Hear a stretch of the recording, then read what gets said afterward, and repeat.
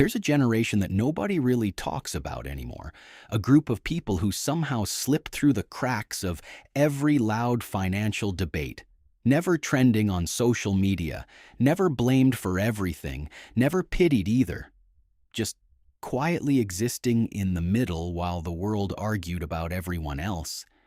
And yet somehow, without the spotlight, without the noise, without the endless stream of advice and opinions, they figured out how money actually works in a way that most people are still struggling to understand today.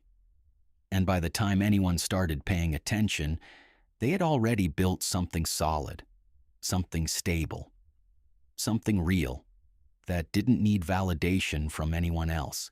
Welcome to Next Financial Level, where we do not chase hype or empty motivation, but instead dig into the deeper truths about money that actually shape people's lives over decades. Because sometimes the most powerful lessons don't come from the loudest voices, but from the quiet patterns that repeat over time. And if you pay close enough attention, you start to realize that success often leaves clues in the behavior of people who never needed to prove anything to anyone. Imagine growing up in a time where there was no instant access to information, no YouTube tutorials breaking everything down into 5-minute clips, no influencers telling you what stocks to buy or what side hustle to start, and if you wanted to understand money, you had to physically go somewhere, sit down, open a book, and spend hours trying to make sense of concepts that weren't simplified for you. And in that process, something very different happened. Because instead of skimming, instead of consuming endless surface-level content, you were forced to slow down, to think, to question, and to actually understand what you were doing. And that kind of learning does not just give you information. It builds confidence. The kind that doesn't disappear the moment things go wrong. And things did go wrong. Because the first real lesson did not come from success. It came from loss. From watching the excitement of the dot-com boom turn into panic almost overnight. From seeing people who thought they had it all suddenly realize they didn't understand what they had invested in. And in that moment, there were two types of people. Those who walked away, convinced the system was broken, and those who stayed, uncomfortable but curious, trying to figure out what they had missed. And it was that second group, the ones willing to sit with the discomfort and learn from it, who began building a foundation that would carry them through every crisis that came after. Years later, when the financial crisis of 2008 hit and fear spread across every market, every headline, and every household, something unexpected happened. Because while many people reacted emotionally, selling at the worst possible time and locking in their losses, this generation responded differently, not because they were fearless, but because they had already seen what panic does. They had already experienced what happens when you act without understanding. And this time, instead of running, they held on. They stayed consistent, and in many cases, they quietly kept investing while everything around them was falling apart. Not because it felt good, but because they understood something deeper than fear. At the same time, they were not relying on just one path to survive. Because long before the idea of multiple income streams became a trend or a hashtag, they had already built lives that didn't depend on a single source of income, where one person might have a stable job that covered the basics, while another source, maybe a small business or a side project, added flexibility. And over time, maybe a property or another investment created an additional layer of security. And none of these pieces alone were extraordinary, but together they formed something incredibly resilient, something that could absorb shocks without collapsing, something that allowed them to keep moving forward even when one part of their life temporarily broke down.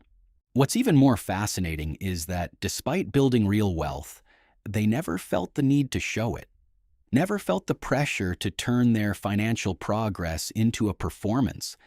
And in a world where status often dictates spending, they quietly opted out of that game, choosing to drive cars that lasted longer, to stay in homes that made sense rather than upgrading for appearances, to spend in ways that aligned with their priorities rather than expectations. And that single decision, repeated over and over again across years, this created a gap between what they earned and what they spent. A gap that did not look impressive on the outside but grew into something powerful over time. There's a certain kind of freedom that comes from not needing to prove anything, from making decisions that don't require approval, from understanding that every dollar you don't spend trying to impress someone else is a dollar that can work for you instead.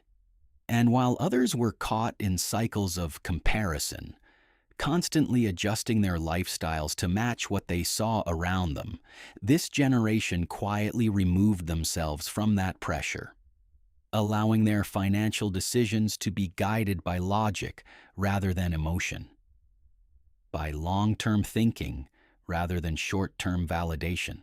Their relationship with debt followed the same pattern of quiet discipline because it was never about avoiding debt completely, but about understanding its purpose, recognizing that borrowing money to acquire something that grows in value or generates income can be a tool, while borrowing for things that lose value almost immediately becomes a burden. And that distinction, simple as it sounds, is where most people struggle because it requires patience, restraint, and the ability to delay gratification in a world that constantly encourages the opposite. And perhaps the most important factor of all was not a specific strategy or a perfect decision, but time, the willingness to stay consistent across decades, to keep investing even when it felt pointless, to continue contributing even when markets dropped, to ignore the constant noise that tries to convince you that everything is different this time. And over the years, those small, repeated actions began to compound, turning ordinary effort into extraordinary outcomes. Not through luck, not through timing, but through persistence. The truth is, there's nothing glamorous about this process. Nothing that fits neatly into a viral clip or a quick success story. Because it's built on habits that feel insignificant in the moment, decisions that don't stand out, and discipline that often goes unnoticed. But when you stretch that behavior across 20 or 30 years, it creates something that looks almost unbelievable from the outside, even though it was built step by step, choice by choice, without shortcuts. And now the focus shifts, because this is not just their story. It is a reflection of what's possible.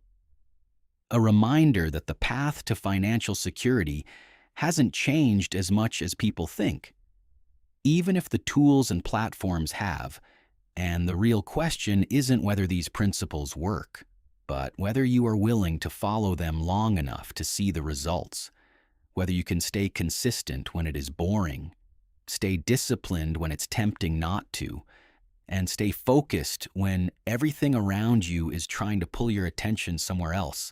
Because at the end of the day, building wealth is not about knowing more. It is about doing what you already know, over and over again, long after the excitement fades, long after the motivation disappears. And that's the difference between people who talk about money and people who actually build it. And here at Next Financial Level, that's the line we care about. Because your next level isn't hidden in some secret strategy. It is hidden in the patterns you choose to repeat, starting today.